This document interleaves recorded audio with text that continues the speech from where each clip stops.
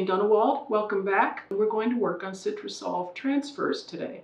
Citra Solv is a cleaner, but it transfers ink from photocopies and it makes really clean, clear prints. Here's an example of a finished one. I've been working with this product for almost 20 years, and this is a sample from an earlier era of teaching. And what we're going to do is transfer in the way that you see the flowers here.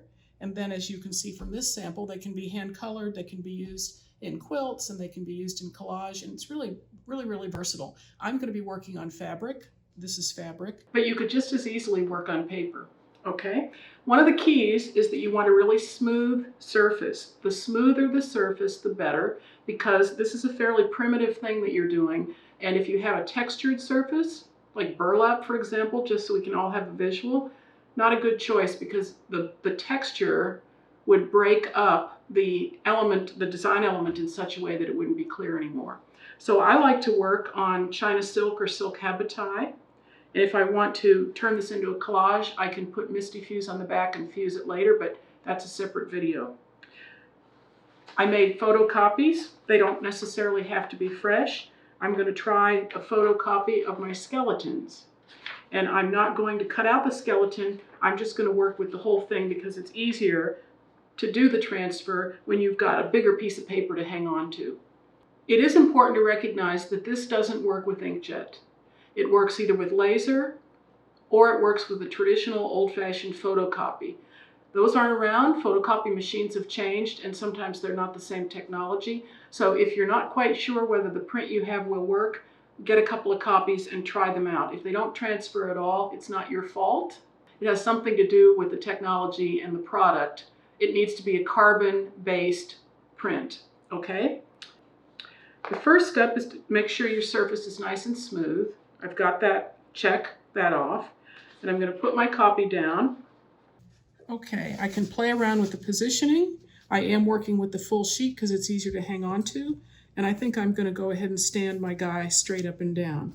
Now you can use a cotton ball. I have a little piece of white felt. And I'm going to get a little bit of Citra Solv, put the cap back on the bottle because it's kind of tippy.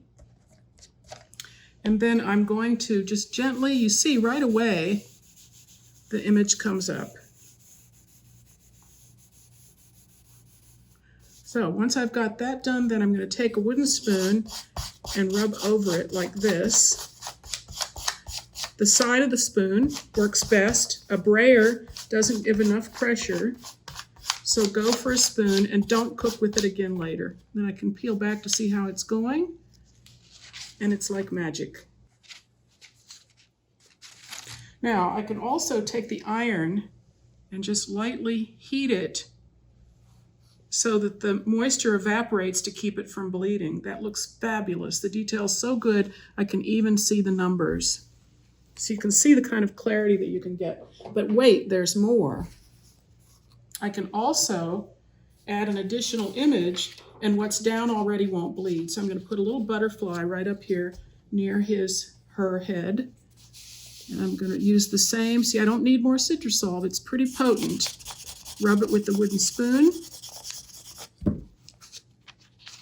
And there we have it. Move it off of the drop cloth so it doesn't bleed. Heat it up a little bit. Dry that out over there. And voila, it's so fabulous. Don't you just love it? I do.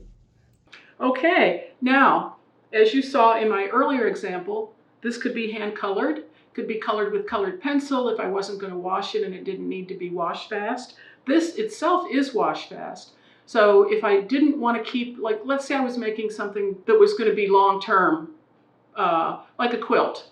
I probably would very gently rinse out the fabric in warm water and just a little bit of like mild soap like ivory in order to remove the Citra Solv residue that's left, just to be on the safe side because I wouldn't want deterioration or discoloring later.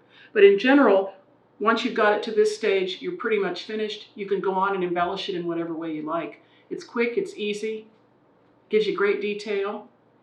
Lots of possibilities. I hope you'll try it. Okay, so I talked a little bit about the surface, but I want to go back to that and revisit it because the smooth surface is important. It doesn't have to be the silk that I love so much. It could be cotton.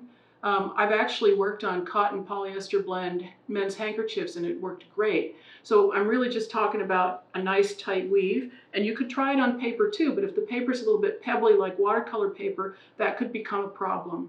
So I've got a really nice piece of drawing paper here that's smooth, and I'm going to try another transfer. So let's see how that goes on the paper background. Okay, I'm going to use another skeleton, and you can't reuse the images. That's also something important to recognize. So once you've used an image, and you can usually tell if you've used an image because see here on the back, the photocopy, I can see the image, so I know that one's already been used, so I won't go back to it again.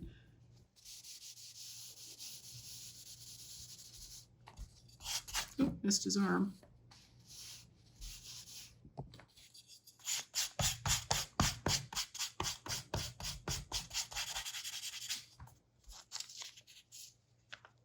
Oh, you can lift it up a little bit and test like I just did. I was afraid it might bleed on the paper. You know, there is a learning curve involved here. And it has a lot to do, there we go, with how absorbent the surface is. Now, that's pretty wet. So let's see, I'm going to get a cloth and blot it. And then I'm going to turn it upside down and iron it so that the iron doesn't smear the ink on the paper, and dry it out a little bit. See how I'm lifting the iron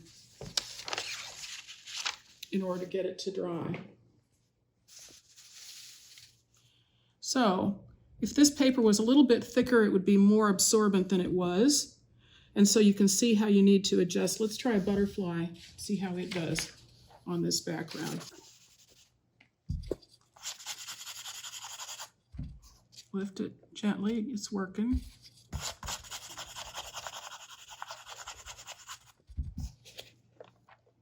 There we go. Blot it a little bit. Dry it out. Okay, so one of the advantages to this particular technique, for example, on paper, is that if you keep an art journal, for example, you can put a print in the journal itself. It doesn't have to be a freestanding piece of paper. You can just open to the page where you want to put it down, do the transfer. It's dry, it's done, it doesn't warp. So it's really perfect for those kinds of projects too. If you're enjoying this video and you've learned something, then I hope that you will subscribe. If you've got any questions, put them down below and I'll be sure to answer them. And I put samples of the things I'm working on up on Instagram all the time. So if you would like to see what else is going on, you can follow me there.